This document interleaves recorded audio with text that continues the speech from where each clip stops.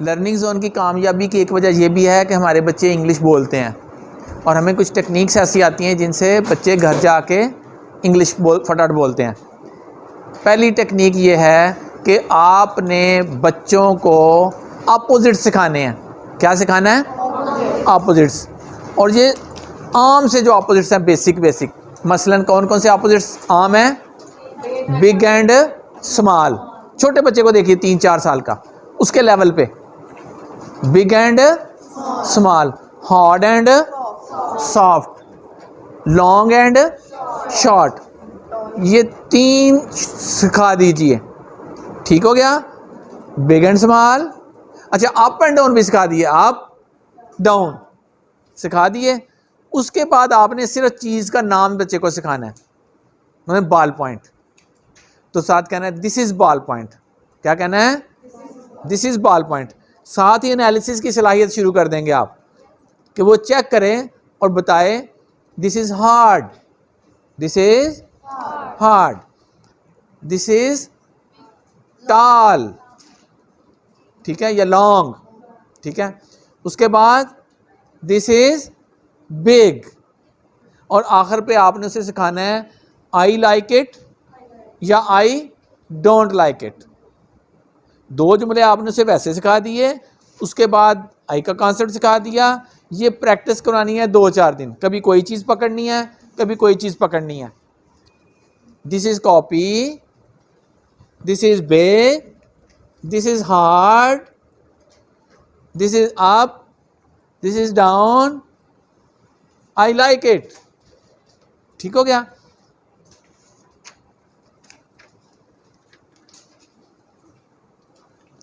This is bag, this is big, this is soft, this is up, this is down, I don't like it. ये काम करने के बाद आपने बच्चों को कहना है कि ऐसे ही करो, थोड़ा सा उन्हें समझा दें, और उसके बाद दुनिया की जो चीज़ पकड़ाएंगे वो उसके ऊपर जुमले बनाने शुरू कर देंगे। और 2-3 दिन की प्रैक्टिस के बाद आप उन्हें कहेंगे अब आपने जाके मामा को ये सुनाने हैं। मामा से कहना है कोई भी चीज़ मुझे पकड़ा दें, मैं उस पर आपको क्या बना के देता हूँ। अब ये सिर्फ सेंटेंसेस नहीं है, ज़रा ब्लूम टैक्सोनॉमी देखिए किस लेवल का काम किया है। यस, मजमून बन जाएगा। तो हमारे जो छोटे छोटे बच्चे हैं प्ले ग्रुप के, नर्सरी के, प्रेप के, वो डेरों डेर भी जुमले बनाते हैं। जो ही वो कलर सीखते हैं वो कलर्स को शुरू कर देते हैं। तो ये एक ऐसी टेक्निक है जिससे एक बच्चा 1 हफ्ते के अंदर घर जाके इंग्लिश बोलना शुरू कर देता है। तो आप सब ने पहला काम ये करना है कि अपने बच्चों को इस काबिल करना है कि वो घर जाके इंग्लिश बोलें। तो ये फर्स्ट टेक्निक है। ओके, अब दूसरी टेक्निक, आप सारे जो हैं, सारे नहीं, ये जो फ्रंट पे बैठे हुए हैं, ये अपने अपने बैग जो हैं वो इसके ऊपर रखें जी। बैग रख दीजिए, 2-4 लोग, 5 लोग रखें बैग जी। लाएं जी, बैग रखें जी। और चलें, एक और दे दें, एक और दे दें। आपने जूतियां रखवा लेनी है, आपने पेंसिलें रखवा लेनी है, आपने किताबें रखवा लेनी है, जोन सी मर्जी चीज़ रखवा लेनी है। और अब हम एक एक जुमला करके सीख सकते हैं। मसलन इसमें से क्या सीखना है? Whose bag is this, whose bag is this, it's your bag, okay. Whose bag is this, whose bag is this, okay.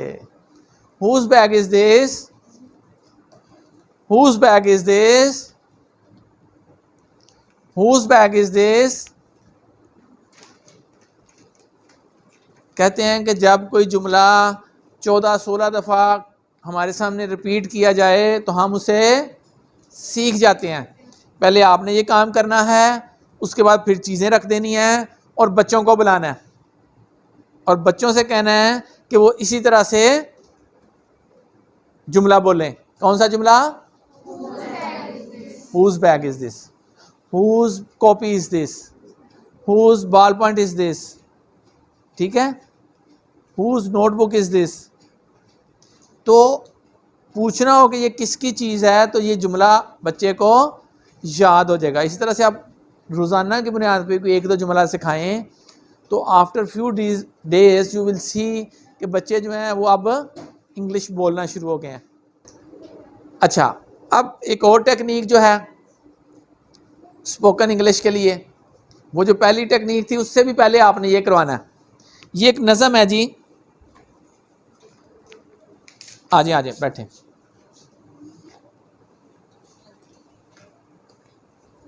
बैठे इधर बैठ। अच्छा, ये एक नज़म है। आपको पता है बच्चे छोटे होते हैं नज़मों से सीखते हैं। जिस दिन बच्चों ने आना है आपने उसे सबसे पहले ये नज़म सिखानी है, ठीक है। मैं बोलता जाऊंगा, आपने मेरे पीछे पीछे लाउडली बोलना है।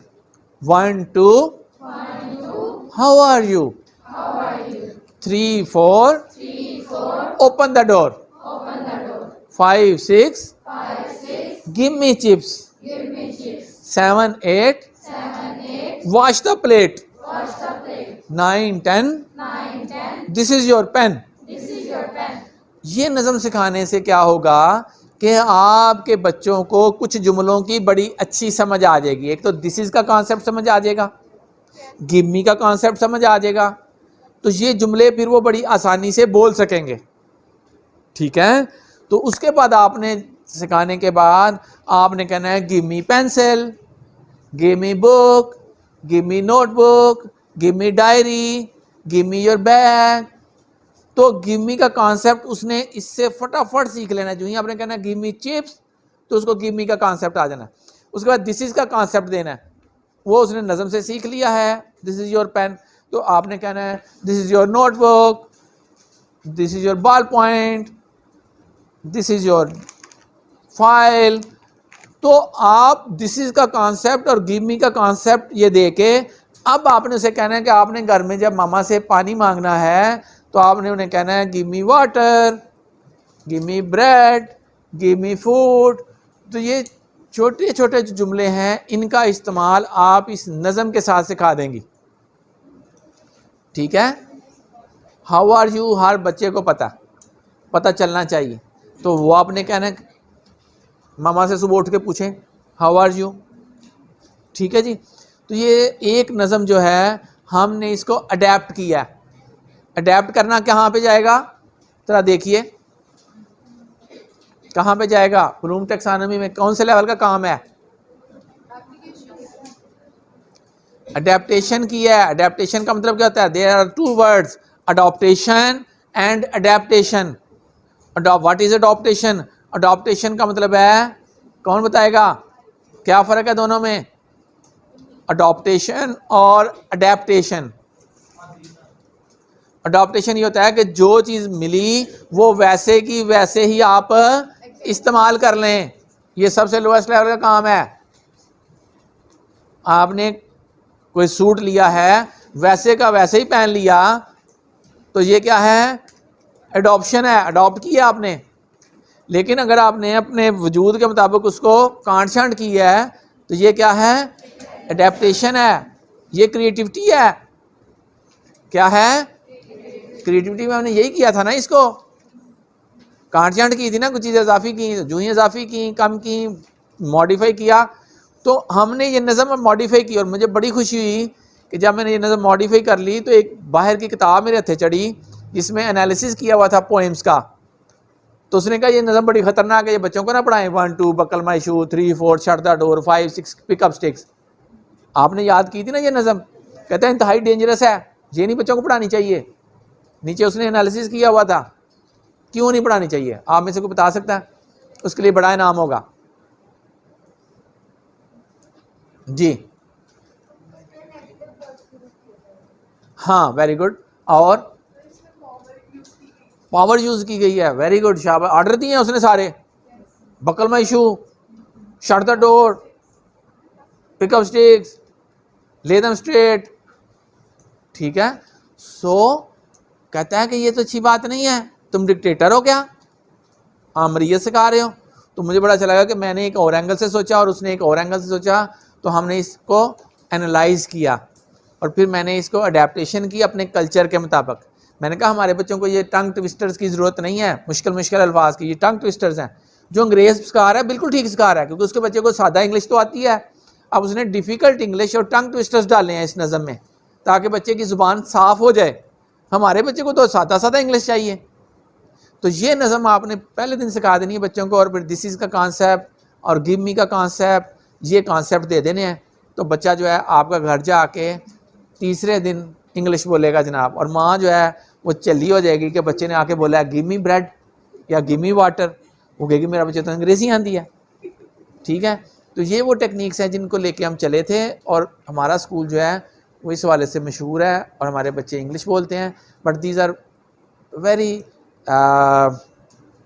कह लें कि basic things through which we can inculcate spoken English in our children, because the child takes pride when he starts speaking English at home, he takes pride।